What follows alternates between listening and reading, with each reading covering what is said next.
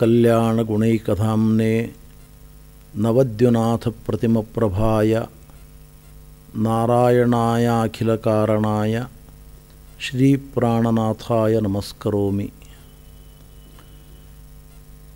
ಈ ಪವಿತ್ರವಾದ ಭಾರತ ದೇಶದಲ್ಲಿ 3 ದರ್ಶನಗಳು ಬಹಳ ಪ್ರಸಿದ್ಧವಾಗಿದ್ದಾವೆ. ಅದ್ವೈತ, ವಿಶಿಷ್ಟ ಅದ್ವೈತ ಹಾಗೂ ದ್ವೈತ ದರ್ಶನಗಳು. ಅದ್ವೈತ ದರ್ಶನದ ಪ್ರವರ್ತಕರು ಶ್ರೀ ಶಂಕರಾಚಾರ್ಯರು.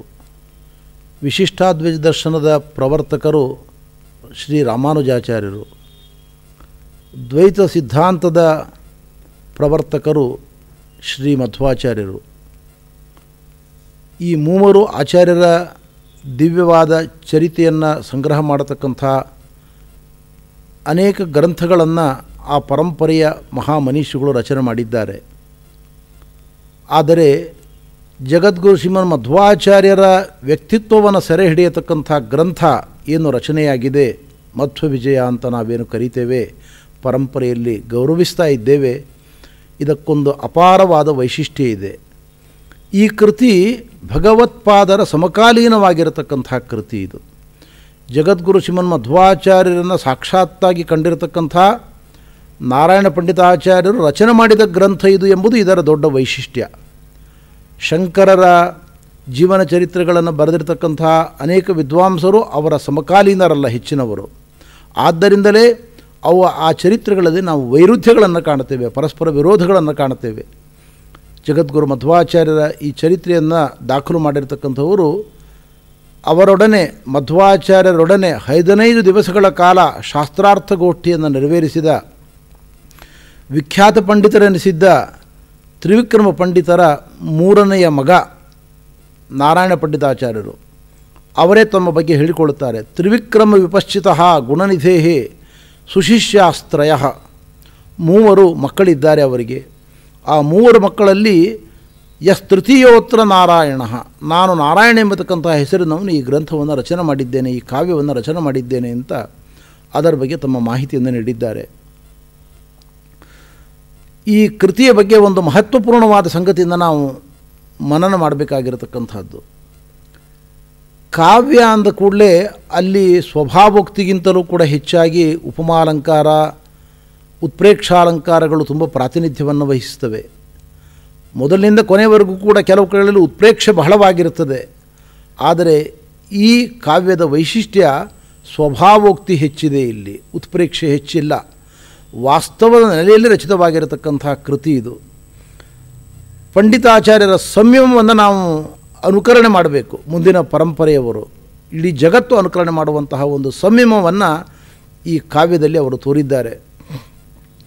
ಅವರು ಹೇಳ್ತಾರೆ, ಸುಂದರವಾದ ಕಾವ್ಯವನ್ನು ಬರೆಯಬೇಕು ಅನ್ನುವ ದೃಷ್ಟಿಯಿಂದ ಇದು ರಚಿತವಾದದ್ದಲ್ಲ.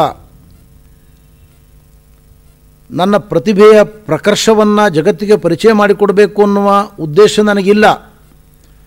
ಈ ಕೃತಿಯನ್ನು ರಚನೆ ಮಾಡುವಾಗ ತುಂಬ ಎಚ್ಚರ ವಹಿಸಿದ್ದೇನೆ, ಜಾಗರೂಕನಾಗಿ ಈ ಕೃತಿಯನ್ನು ರಚನೆ ಮಾಡಿದ್ದೇನೆ ಅಂತ ಹೇಳಿಕೊಳ್ತಾರೆ ಅವರು. ಆಚಾರ್ಯರ ಕೃತಿಯನ್ನು ನಾನು ಅವರ ಚರಿತ್ರೆಯನ್ನು ಸಂಕಲನ ಮಾಡುವಾಗ ಪ್ರಾಯೇಣ ನೈಕಮಾತ್ರೋಕ್ತಾ ಕಥಿತಾ ಇಹ ಸರ್ವಶಃ, 10 ಮಂದಿಯ ಬಾಯಿಂದ ಕೇಳಿ ಸರಿಯಾದ ಅಂಶವನ್ನು ಮನನ ಮಾಡಿ ಗಮನಿಸಿ ಅವಿರೋಧಿಯಾದ ಭಾಗವನ್ನಷ್ಟೇ ಇಲ್ಲಿ ನಾನು ದಾಖಲು ಮಾಡಿದ್ದೇನೆ. ಯಾವುದನ್ನು ಜ್ಞಾನಿಗಳು ಹೇಳುವಾಗ ಮಯಾ ದೃಷ್ಟಂ, ನಾನು ನೋಡಿದ್ದೇನೆ, ಇದನ್ನು ನಾನು ಪ್ರತ್ಯಕ್ಷ ಸಾಕ್ಷಿ ಅಂತ ಯಾವುದನ್ನು ಹೇಳಿದ್ದಾರೆ ಅದನ್ನು ಗಮನಿಸಿ ನಾನಿಲ್ಲಿ ರೆಕಾರ್ಡ್ ಮಾಡಿದ್ದೇನೆ, ದಾಖಲು ಮಾಡಿದ್ದೇನೆ. ಕೆಲವೊಮ್ಮೆ ಹೇಳುವಾಗ ಸಣ್ಣ ಪುಟ್ಟ ಪ್ರಮಾಣದಲ್ಲಿ ಅತಿರಂಜಿತತೆಗಳು ಸೇರಿಕೊಂಡಾಗ ದ್ವಯೋರ್ವಕ್ತರೋರ್ ವಿರೋಧೇತು ಸ್ವೀಕೃತ ಪ್ರಬಲಸ್ಯ ಗೀಹಿ, ಪ್ರಬಲರಾದ ವ್ಯಕ್ತಿಗಳ, ದೊಡ್ಡ ಜ್ಞಾನಿಗಳ ಮಾತನ್ನು ಗಮನದಲ್ಲಿರಿಸಿಕೊಂಡು ಅದನ್ನು ಮತ್ತೆ ಪುನಃ ವಿಮರ್ಶೆ ಮಾಡಿ ಹೊರಗೆ ಹಚ್ಚಿ ಸತ್ಯವನ್ನಷ್ಟೇ ಜಗತ್ತಿನ ಮುಂದೆ ಪ್ರಸಾರ ಮಾಡತಕ್ಕಂಥ ಸಂಯಮವನ್ನು ನಾನು ತೋರಿದ್ದೇನೆ. ಆದ್ದರಿಂದ ತಸ್ಮಾನ್ ಅಸಂಕೇತ ಮಹಾಜನೇಸ್ಮಿನ್, ಇಂತಹ ಪವಿತ್ರವಾಗಿರತಕ್ಕಂಥ ಕೃತಿಯಲ್ಲಿ ಇಲ್ಲದ್ದು ಸಲ್ಲದ್ದು ಒಂದೂ ಕೂಡ ಸೇರಿಲ್ಲ ಘಟನೆ, ಅತ್ಯಂತ ಪ್ರಾಮಾಣಿಕವಾದ ಘಟನೆಗಳನ್ನು ನಾನಿಲ್ಲಿ ನಿರೂಪಣೆ ಮಾಡಿದ್ದೇನೆ ಅಂತ ಹೇಳ್ತಾರೆ ಅವರು. ಭಗವತ್ಪಾದರನ್ನು ಅವರ ತಂದೆಯವರಂತೂ ಕಂಡಿದ್ದಾರೆ, ವಾಕ್ಯಾರ್ಥ ಮಾಡಿದ್ದಾರೆ, ಸ್ವತಃ ನಾರಾಯಣ ಪಂಡಿತಾಚಾರ್ಯರು ನೋಡಿದ್ದಾರೆ ಅಂತ ಅವರ ಕೃತಿಯನ್ನು ನೋಡುವಾಗ ಅನ್ನಿಸ್ತದೆ. ಒಂದೆರಡು ಉಲ್ಲೇಖಗಳನ್ನು ನಾವಿಲ್ಲಿ ಗಮನಿಸಬಹುದು. ಭಗವತ್ಪಾದರನ್ನು ವರ್ಣನೆ ಮಾಡುವಾಗ ಅವರು ಹೇಳ್ತಾರೆ, ಯಾವುದೇ ಸಭೆಯಲ್ಲಿ ಕುಳಿತ ಆಚಾರ್ಯರ ಎದೆಯಿಂದ ಮೇಲ್ಭಾಗವನ್ನು ಯಾರು ಬೇಕಾದರೂ ನೋಡ್ಬೋದಾಗಿತ್ತು. ಕಾರಣ ಭಗವತ್ಪಾದರು 8.5 ಅಡಿ ಎತ್ತರ ಇದ್ದ ಗಾತ್ರ ಅವರದ್ದು, ಬಂಗಾರದ ಬಣ್ಣ. ಯಾವುದೇ ಸಭೆಯಲ್ಲಿ ಅವರನ್ನು ಯಾರು ಬೇಕಾದರೂ ನೋಡ್ಬೋದಾಗಿತ್ತು. ನಾವು ಸಾಮಾನ್ಯವಾಗಿ 5.5 5.75 ಅಡಿ ಇರತಕ್ಕಂಥ ಜನರೇ ಹೆಚ್ಚು. ಆದರೆ ಭಗವತ್ಪಾದರ ಎತ್ತರ 8.5 ಅಡಿ ಇದ್ದರು ಅವರ ಶರೀರ. ಅದರಿಂದ ಸಭೆಯಲ್ಲಿ ಅವರು ಕುಳಿತುಕೊಂಡ್ರೆ ಸಮದಸ್ಯ ದೂರ್ಧ್ವಮೋರಸೋಸವು, ಎತ್ತರದ ಎದೆ ಮೇಲ್ಭಾಗವನ್ನು ಯಾರು ಬೇಕಾದರೂ ನೋಡ್ಬೋದಾಗಿತ್ತು. ಅವರಿಗೆ ವೇದಿಕೆ ಹಾಕಿ ಚೇರ್ ಹಾಕಿ ಕೂಡಿಸಬೇಕಾದ ಅನಿವಾರ್ಯತೆ ಇರಲಿಲ್ಲ ಅಂತಾರೆ ಪಂಡಿತಾಚಾರ್ಯರು. 12 ಪುಂಡಗಳಿಂದ ಅಲಂಕೃತರಾದ ಗಂಧವನ್ನು 12 ಸ್ಥಳಗಳಲ್ಲಿ 12 ನಾಮಗಳ ಸ್ಥಳದಲ್ಲಿ ಪೂಸಿಕೊಂಡ ತುಳಸಿ ಮಾಲೆಯನ್ನು ಧಾರಣೆ ಮಾಡಿದ ಭಗವತ್ಪಾದರ ದರ್ಶನವೇ ಕಣ್ಣಿಗೆ ಒಂದು ದೊಡ್ಡ ಹಬ್ಬ ಅಂತ ವರ್ಣನೆ ಮಾಡ್ತಾ ಇದ್ದಾರೆ ಅವರು. ಸುರನಾಥ ಗುರು ಸುರಭೀಕೃತ ದಿಗ್ಮುಖಯ ನವಚಂದನ ಮಿಶ್ರಿತಯ ಅತಿ ಕೋಮಲೆಯ ತುಳಸಿ ಪ್ರಸವ ಚಟಯೇಕ್ಷತ ಪುಂಭೆರಸವು ಲಸಿತಃ ಅಂತ ವರ್ಣನೆ ಮಾಡ್ತಾರೆ. ಅವರ ಮಹಿಮೆ ಅಪಾರವಾದದ್ದು, ಅನಂತವಾದದ್ದು. ನಾನಿದನ್ನು ಸೆರೆ ಹಿಡಿಯುವಲ್ಲಿ ಸಮರ್ಥನಲ್ಲ ಅಂತ ವಿನಯವನ್ನು ತೋರಿದ್ದಾರೆ. ಮುಖ್ಯ ಪ್ರಾಣದೇವರೇ ಧರೆಗಿಳಿದು ಮಧ್ವಾಚಾರ್ಯರಾಗಿ ಅವತಾರ ಮಾಡಿ ಬಂದಿದ್ದಾರೆ.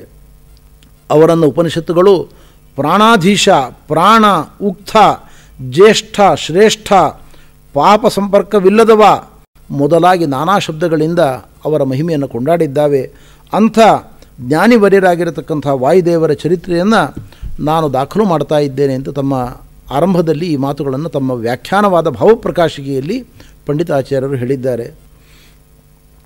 ಅವರ ಇನ್ನೊಂದು ಮಹತ್ವದ ಮಾತು ನಾವು ಮೆಲುಕು ಹಾಕುವಂತಹದ್ದು, ಭಗವತ್ಪಾದರು ಮೂಲ ರೂಪದಲ್ಲಿ ವಾಯುದೇವರು ಅವತಾರ ಮಾಡಿದಾಗ ಅವರಿಗೆ ಮೂಲ ರೂಪದ ಎಲ್ಲ ಶಕ್ತಿ ಸಾಮರ್ಥ್ಯಗಳು ಕೂಡ ಇದ್ದಾವೆ, ಪೂರ್ಣವಾಗಿದ್ದಾವೆ. ಆದರೆ ಅವರ ಮೂಲ ರೂಪದ ಶಕ್ತಿ ಸಾಮರ್ಥ್ಯಗಳನ್ನು ಅವತಾರ ರೂಪದಲ್ಲಿ ಕಿಂಚಿತ್ತೂ ಪ್ರಕಟಪಡಿಸಿಲ್ಲ ಅಂತ ಹೇಳ್ತಾರೆ ಪಂಡಿತಾಚಾರ್ಯರು. ಸಾಮರ್ಥ್ಯಾಂಶಾಂಶಮೇ ಮಾತ್ರ ಪ್ರಾದುಶ್ಚಕ್ರೇ ಜಗದ್ಗುರು, ಕೋಟಿಯ ಒಂದಂಶವನ್ನು ಆಚಾರ್ಯರು ನಮ್ಮ ಮುಂದೆ ತೆರೆದಿಟ್ಟಿದ್ದಾರೆ.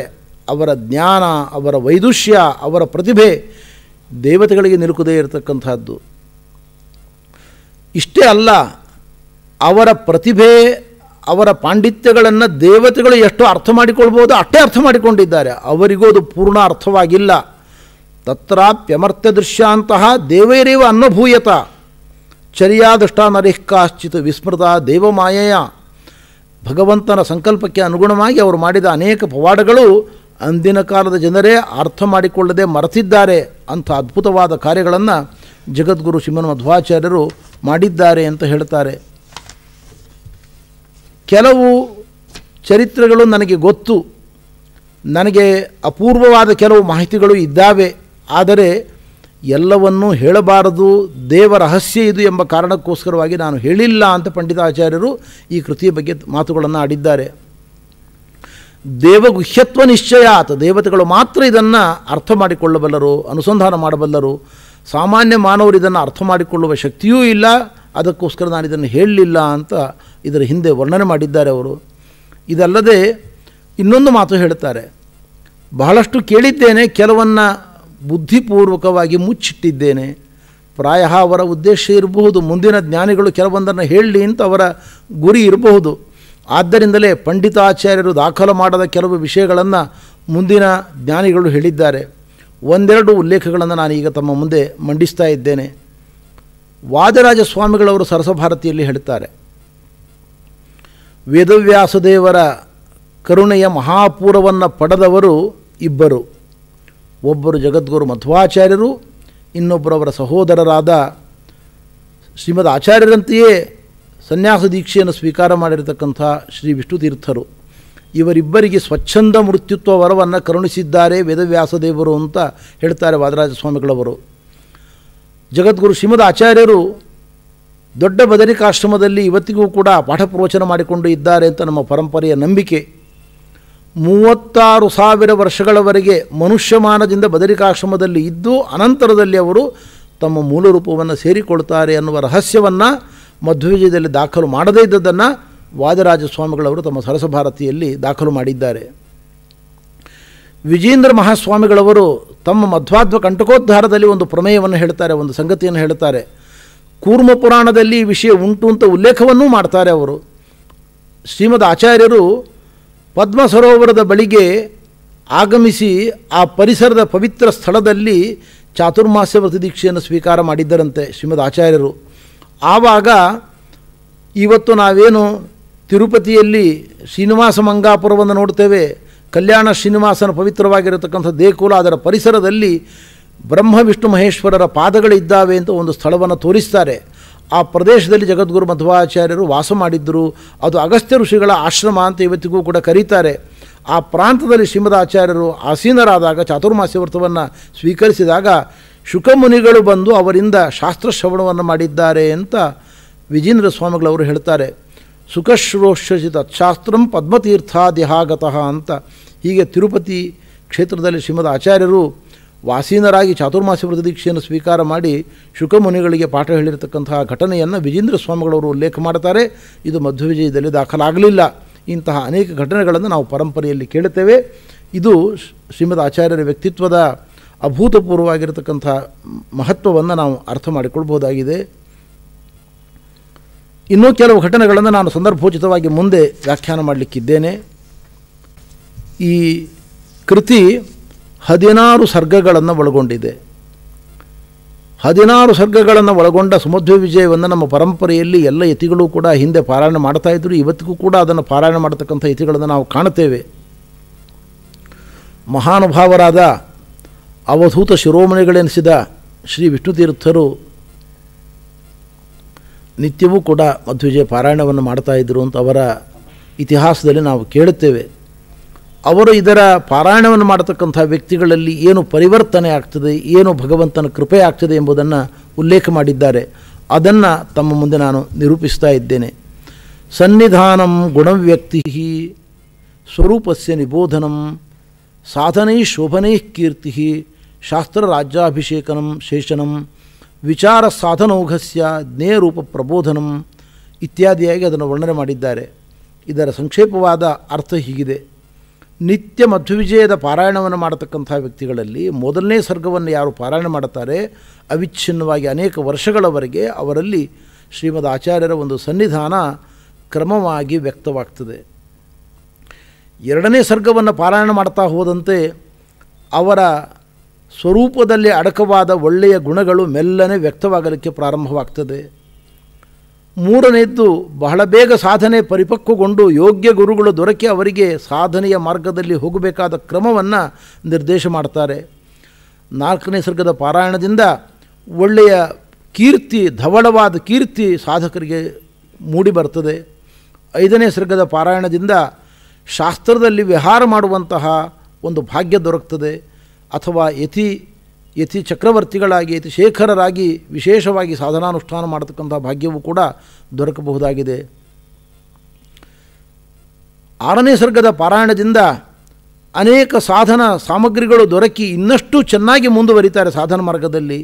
ಏಳನೇ ಸರ್ಗದ ಪಾರಾಯಣದಿಂದ ಆಪಾದಮಸ್ತಕ ಭಗವಂತನ ವರ್ಣನೆ ಇದರಲ್ಲಿದೆ, ವೇದವ್ಯಾಸ ರೂಪದ ವರ್ಣನೆ ಇದರಲ್ಲಿದೆ. ಇದರ ಚಿಂತನೆಯಿಂದ ಭಗವಂತನ ದಿವ್ಯವಾದ ಅರಿವು ಉಂಟಾಗ್ತದೆ. ಎಂಟನೇ ಸರ್ಗದ ಪಾರಾಯಣದಿಂದ ಉಪಾಸನೆಯಲ್ಲಿ ಒಂದು ದಾರ್ಢ್ಯ ಉಂಟಾಗ್ತದೆ, ಅತಿಶಯ ಉಂಟಾಗ್ತಾ ಇದೆ.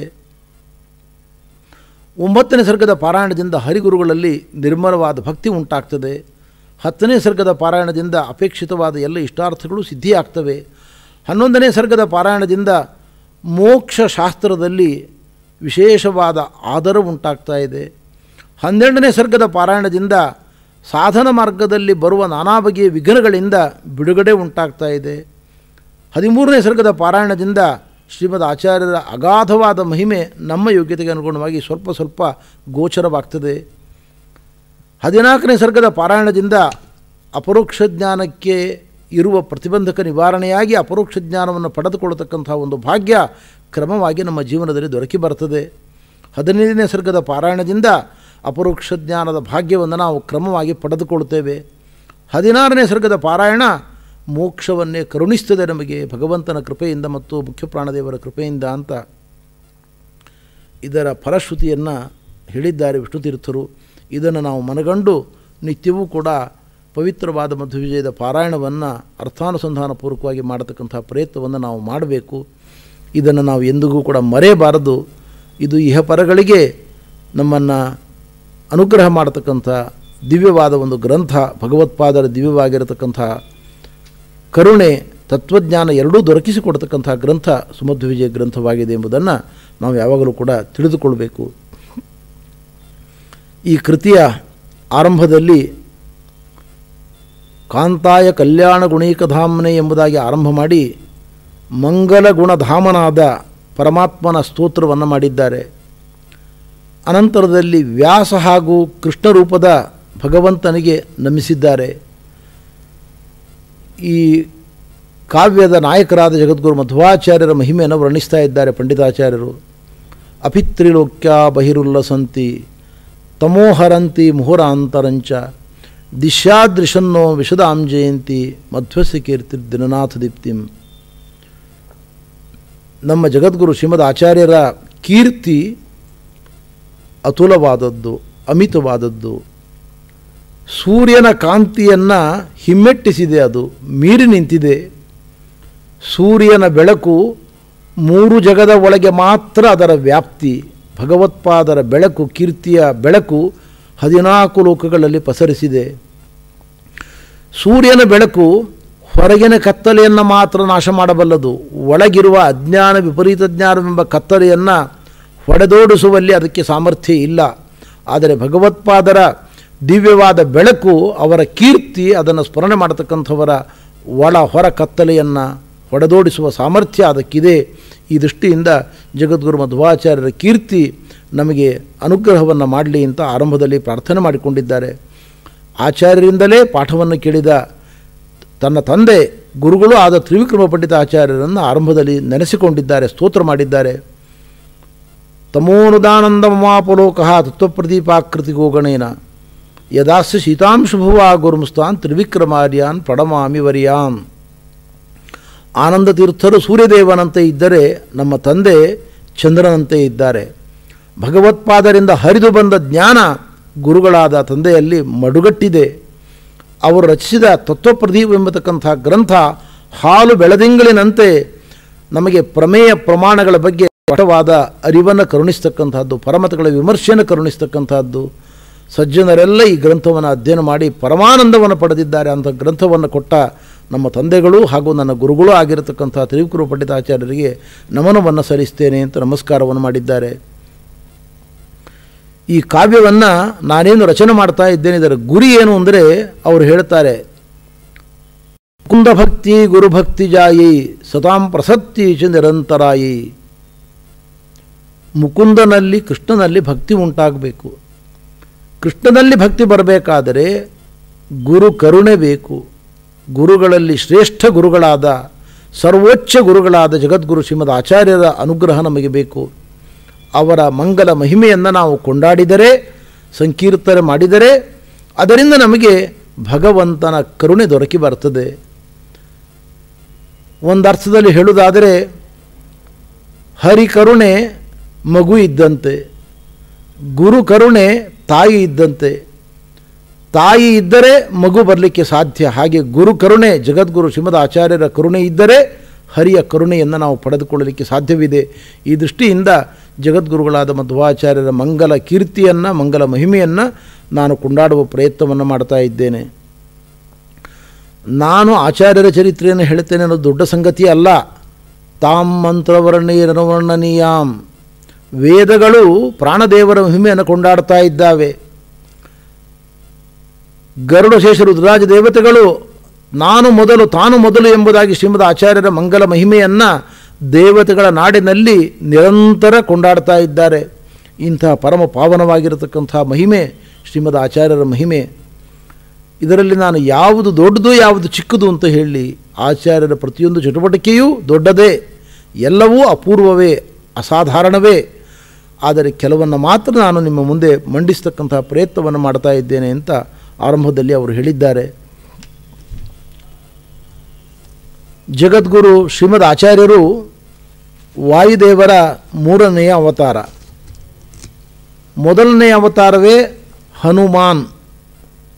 ಬುದ್ಧಿರ್ಬಲಂ ಯಶೋ ಧೈರ್ಯಂ ನಿರ್ಭಯತ್ವಂ ಅರೋಗತ ಅಜಾಡ್ಯಂ ವಾಕ್ಪಟುತ್ವಂಚ ಹನುಮತ್ ಸ್ಮರಣಾತ್ ಭವೇತ್. ಹನುಮಂತ ದೇವರ ಸ್ಮರಣ ಮಾತ್ರದಿಂದಲೇ ಈ ಎಲ್ಲ ಸದ್ಗುಣಗಳು ನಮ್ಮಲ್ಲಿ ಜಾಗೃತಗೊಳ್ಳುತ್ತವೆ. ವಿವೇಕದ ಬುದ್ಧಿ, ದೈಹಿಕ ಬಲ, ಮನೋಬಲ, ಕೀರ್ತಿ, ಧೈರ್ಯ, ಸತ್ಕರ್ಮವನ್ನು ಮಾಡುವಲ್ಲಿ ಧೈರ್ಯ, ಅನ್ಯಾಯವನ್ನು ಮೆಟ್ಟುವಲ್ಲಿ ಧೈರ್ಯ, ನಿರ್ಭಯತೆ, ರೋಗರುಜುನಗಳಿಂದ ದೂರವಾಗಿರುವಿಕೆ, ಜಾಡ್ಯದಿಂದ ವಿದೂರವಾಗಿರತಕ್ಕಂಥದ್ದು, ವಾಕ್ಪಾಟವ, ಇವೆಲ್ಲವೂ ಕೂಡ ಹನುಮಂತ ದೇವರ ಸ್ಮರಣ ಮಾತ್ರದಿಂದ ದೊರಕತಕ್ಕಂಥ ಭಾಗ್ಯಗಳು. ಹನುಮಂತ ದೇವರ ದೊಡ್ಡ ಕಾರ್ಯ ಪರದೇವತೆಯಾದ ಶ್ರೀರಾಮಚಂದ್ರನ ಸಂದೇಶವನ್ನು ಜಗನ್ಮಾತೆಯಾದ ಸೀತಾಮಾತೆಗೆ ತಲುಪಿಸಿದ್ದು, ಸೀತಾರಾಮರನ್ನು ಮತ್ತೆ ಒಡಗೂಡಿಸಿದ್ದು, ರಾಮಚಂದ್ರ ದೇವರ ಸೇವೆಯನ್ನು ಪಡೆದದ್ದು ದೊಡ್ಡ ಭಾಗ್ಯ ಹನುಮಂತ ದೇವರದ್ದು. ಅಪಾರವಾದ ಸೇವೆಯನ್ನು ಮಾಡಿದ ಹನುಮಂತ ದೇವರಿಂದ ಕಲಿಯಬೇಕಾದ ದೊಡ್ಡ ಪಾಠ, ಅವರು ದೇವರಿಂದ ಏನನ್ನೂ ಬಯಸಲಿಲ್ಲ. ಏಕಾಂತ ಭಕ್ತರಲ್ಲಿ ಅಗ್ರಗಣ್ಯರು. ನಿನ್ನಿಂದ ನಾನು ಬಯಸ್ತಕ್ಕಂಥದ್ದು ಪ್ರವರ್ಧತಾಂ ಭಕ್ತಿರಲಂ ಕ್ಷಣೇ ಕ್ಷಣೇ ತ್ವಯಿಷಮೇ ಹ್ರಾಸವಿವರ್ಜಿತಾ ಸತಿ. ನಿರ್ಮಲವಾದ ಭಕ್ತಿ, ವೃತ್ತಿಹ್ರಾಸರಹಿತವಾದ ಭಕ್ತಿ ನಿರಂತರ ನಿನ್ನಲ್ಲಿ ಜಾಗೃತವಾಗಲಿ ಅಂತ ಪ್ರಾರ್ಥನೆ ಮಾಡಿದ್ದಾರೆ.